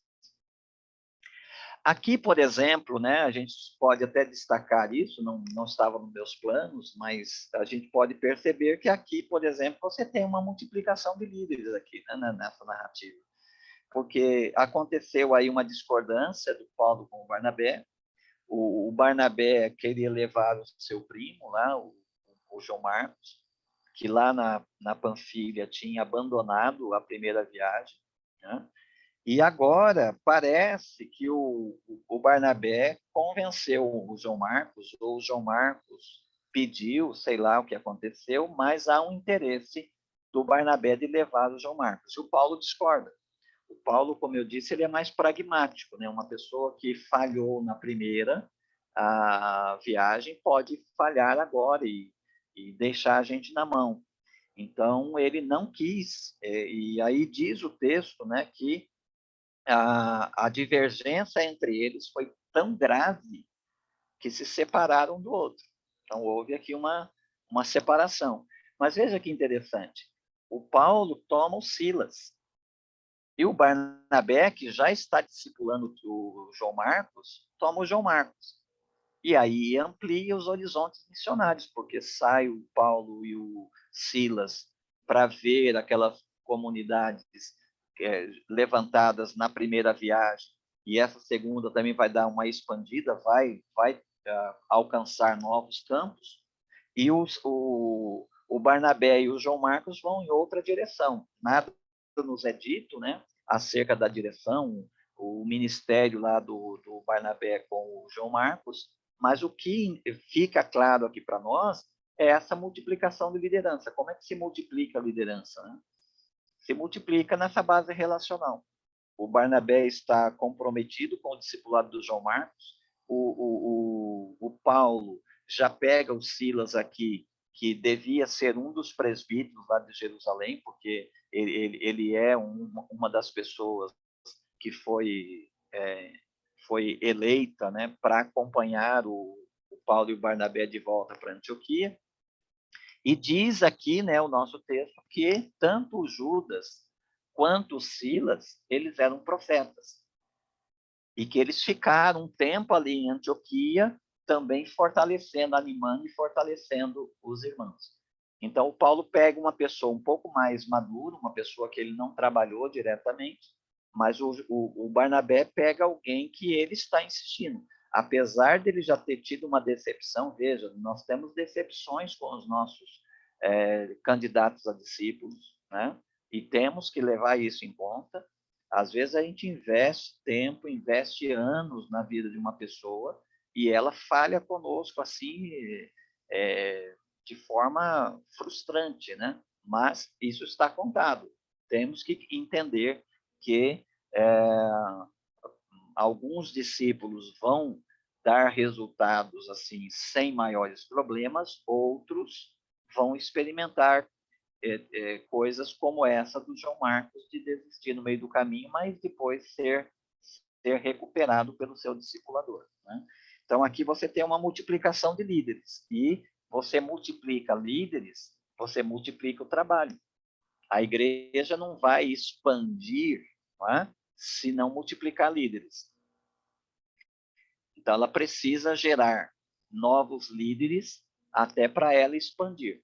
Se ela não faz isso, ela faz um ministério meio de acomodação ao status, né? Ela não progride. O progresso dela depende, né, dela produzir. Então, o Paulo sai aí com o Silas e eles vão para vão para a região ali da Síria, da Cilícia, fortalecendo as igrejas que o Paulo havia plantado junto com o Barnabé. Ele chegou ali, então, a Derbe, Listra, cidades ali da região de Licaônia, né? Eles encontram ali, veja, um discípulo chamado Timóteo, veja que interessante. E aqui me impressiona, né, a rapidez com que essas comunidades cristãs estão produzindo discípulos maduros. Veja que há uma perspectiva discipuladora, porque o Paulo passa com o Barnabé. Na volta, ele já encontra crentes maduros, até para estabelecê-los como liderança da igreja. Agora ele volta a passar nessas comunidades e ele encontra ali um jovem. E o que é dito do jovem, né, do Timóteo? Que ele é filho de uma judia crente, mas de pai grego, e os irmãos em Listra e Icônio davam um bom testemunho dele. Com base nisso e com base no que o próprio Paulo viu, o Paulo queria que ele o acompanhasse. Chamou o Timóteo para acompanhá-lo na viagem. Tomou-o, então, e o circuncidou por causa dos judeus que viviam na região, porque todos sabiam que seu pai era grego. Para evitar maiores problemas, o Paulo, então, circuncidou. Veja que lá a carta do concílio dizia, olha, não precisa circuncidar. Mas o Paulo aqui está tentando evitar problemas. Então, ele acaba circuncidando o Timóteo. Não com vias à conversão, mas para evitar problema, porque a essa altura o Timóteo já é convertido. E ele foi convertido não por tornar-se prosélito do judaísmo, mas convertido pela fé em Jesus. À medida que passavam pelas cidades, entregavam aos irmãos as decisões que haviam sido tomadas pelos apóstolos e presbíteros em Jerusalém, para serem obedecidas. Dessa forma, a igreja era firmada na fé, as igrejas eram firmadas na fé, e a cada dia crescia em número. Aqui, mais uma vez, o Lucas nos dá esse resumo, aí sempre ele está dando um resumo, mostrando para nós, não apenas que a igreja saiu de Jerusalém, expandiu, né, e está caminhando para os confins da terra, mas ele está mostrando também que as comunidades estão crescendo, né? Que a evangelização está prosperando. E ele, então, faz sempre esse resumo, mostrando aí para a gente o resultado da obra evangelizadora. Eles atravessaram a região Frígio-Gálata, aí já é uma região nova, né, a região da Galácia, mas foram impedidos pelo Espírito Santo de anunciar a palavra na Ásia. A Ásia aqui não é o continente asiático, né, é a região ali da Turquia, atual Turquia, que era uma parte, né, do Império Romano. Eles vão ali para essa região, e aí nós somos surpreendidos por essa afirmação. O Paulo está seguindo o seu itinerário missionário, e o Lucas coloca aí para nós que o Espírito Santo impediu eles de anunciar o evangelho ali nessa região. Aí o verso 7, quando chegaram perto de Mísia, tentavam ir para Bitínia, mas o Espírito de Jesus não o permitiu. Que coisa interessante, né? A gente não sabe como foi isso, né? Que processos, né, o Espírito Santo usou para dizer para o Paulo e para o Silas, e agora acompanhado do Timóteo, que eles não era da vontade de Deus que eles fossem naquela direção. E aí, na sequência, né, eles passam por Mísia e descem a Troade, e ali, de noite, Paulo teve uma visão, nela em pé, um homem da Macedônia suplicava-lhe, vem para a Macedônia e ajuda-nos. E quando ele teve essa visão, logo procuramos, e aí o Lucas, é a primeira vez que ele vai se incluir aqui, né? Porque até agora a narrativa dele tem sido em terceira pessoa. E agora ele vai fazer uma narrativa em primeira pessoa do plural. Isso indica que aqui foi quando o Lucas se uniu à comitiva, ou seja, se uniu à equipe do apóstolo Paulo. Mas daqui para frente, por vezes, o Lucas vai voltar ao emprego, né, da terceira pessoa e voltar ao emprego da primeira pessoa do plural, se incluindo. Isso indica que parte, mesmo se juntando ao Paulo aqui, em parte das viagens do Paulo, ele esteve presente, ele foi testemunha ocular daquilo que ele está narrando, e outras partes ele não esteve presente, ele recebeu esse testemunho do próprio apóstolo e dos seus companheiros de viagem. Quando ele teve essa visão, logo procuramos partir para a Macedônia, concluindo que Deus nos havia chamado para lhes anunciar o Evangelho. Eles entendem, então, que o impedimento para ir para a Ásia, o impedimento para ir para a Bitínia, e agora essa visão, Deus está mostrando para eles que o itinerário deve ser alterado. E aí, então, aqui, né, com essa visão, abre-se o Evangelho para a Europa. Porque aí o Paulo navega, né, aí navegando de Troade, fomos em linha reta para Samotrace, e no dia seguinte para Neápolis. De lá fomos para Filipos, colônia romana e a cidade mais importante desse distrito da Macedônia. A Filipos era uma espécie de capital aí da Macedônia, né? E ali ficamos alguns dias.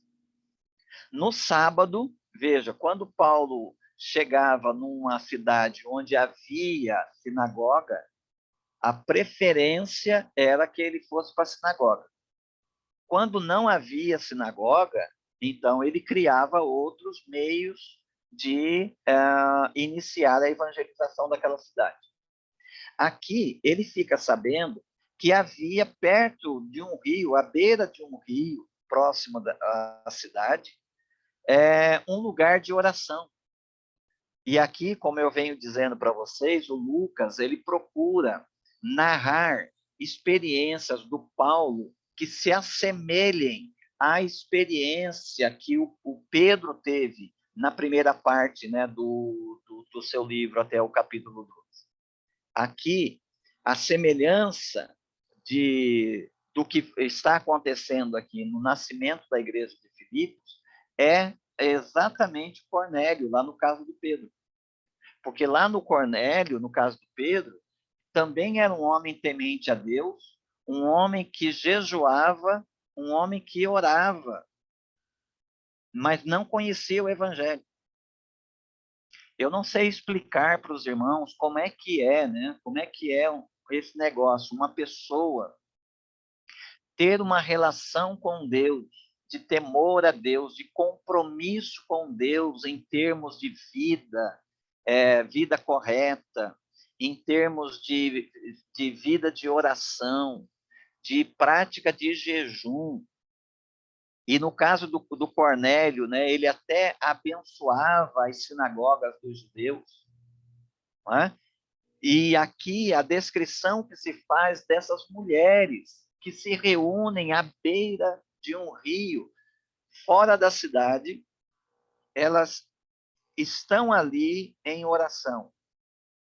Elas estão reunidas para a oração.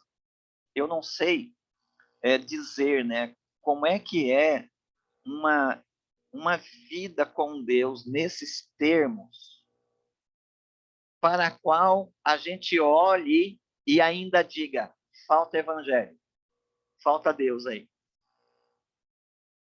Ou seja, há uma compreensão de Deus tomando a vida dessas pessoas no nível da revelação natural. Aquilo que o Paulo diz lá em Romanos 1:19. O que de Deus se pode conhecer, Deus lhes manifestou. Porque os seus atributos invisíveis, verso 20, seus atributos invisíveis são claramente percebidos desde a criação do mundo, por meio das obras criadas. Essa salvação, esse conhecimento que foi desprezado pelos homens no sentido geral, como Paulo coloca lá, foi aceito por outras pessoas. Cornélio, por exemplo, era uma dessas pessoas, e essas mulheres aqui são algumas dessas pessoas. Mas esse conhecimento por via da revelação natural não é salvífico, não é suficiente para salvar. Então, uma pessoa pode ser religiosa, tendo uma boa religião, uma boa conduta, um temor de Deus, do Deus que criou os céus e a terra, ou seja, elas estão direcionadas ao Deus certo, mas elas não estão reconciliadas com esse Deus. A gente precisaria, irmãos, assim, nos aplicar muito, muito em reflexão, em meditação, né, sobre o Evangelho, para a gente poder chegar próximo de um entendimento. Como é que uma pessoa pode ser religiosa dentro de uma perspectiva correta da religião, direcionar a sua adoração ao Deus verdadeiro, sem ser salvo, sem estar ainda em boas relações com esse Deus. Porque as boas relações com esse Deus só são iniciadas a partir da obra de Cristo na cruz e da fé nele e no que ele fez na cruz. O Paulo chega nessa reunião de oração e ele discerne isso. Assim como Pedro discerniu lá em Cornélio. Ele discerne que essas mulheres têm uma vida de oração, que essas mulheres têm uma vida piedosa, essas mulheres estão até orando a divindade certa, mas elas não estão reconciliadas ainda, elas não são salvas. É impressionante isso me impressiona cada vez que eu leio isso nas Escrituras. Então, sentados, falávamos às mulheres ali reunidas. Uma delas, veja, não foram todas, uma das mulheres que nos ouviam, chamada Lídia, vendedora de tecidos de púrpura da cidade de Tiatira, era temente a Deus. O Senhor lhe abriu o coração para acolher as coisas que Paulo dizia. Isso é conversão. E a conversão não acontece antes de Deus fazer isso. Deus abriu o coração. Né? Veja que é possível, irmãos, a gente ter um conhecimento do ponto de vista cognitivo da fé cristã, do cristianismo, e não ter uma experiência salvadora. É necessário, para que haja a conversão, é necessário que Deus abra, veja, Deus abriu o coração dessa mulher para acolher as coisas que Paulo dizia.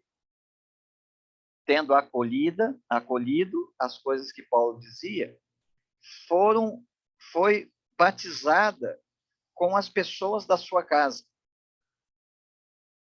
O mesmo que vai acontecer aqui, né? Com o carcereiro, também na mesma cidade de Filipos, o mesmo que aconteceu lá na casa de Cornélio, toda a casa de Cornélio, toda a casa aí naquela época não é o núcleo familiar.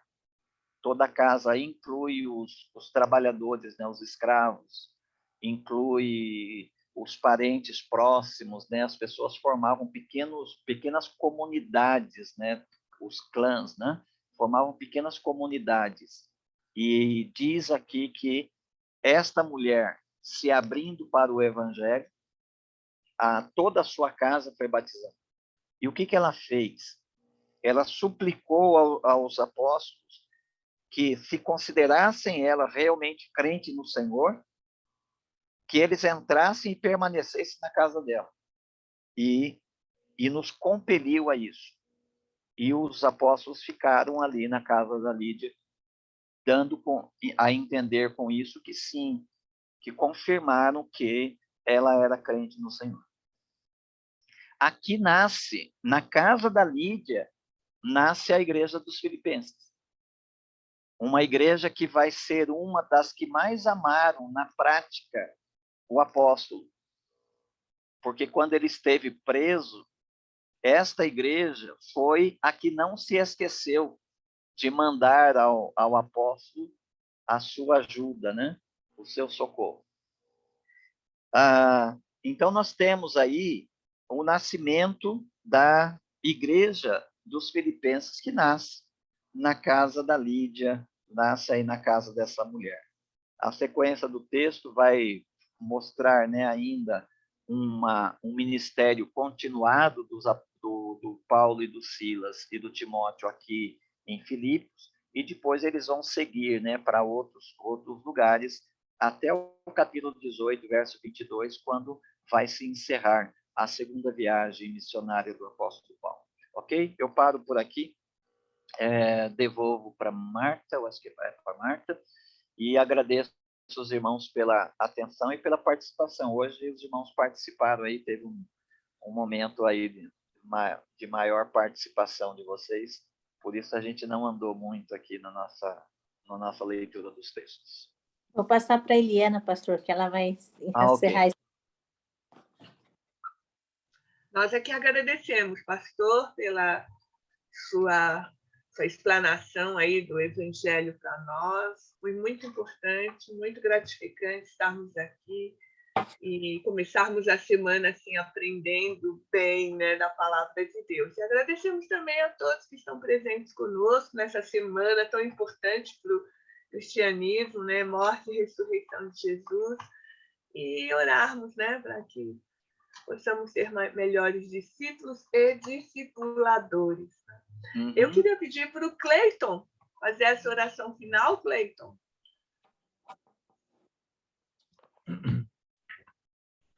Bora.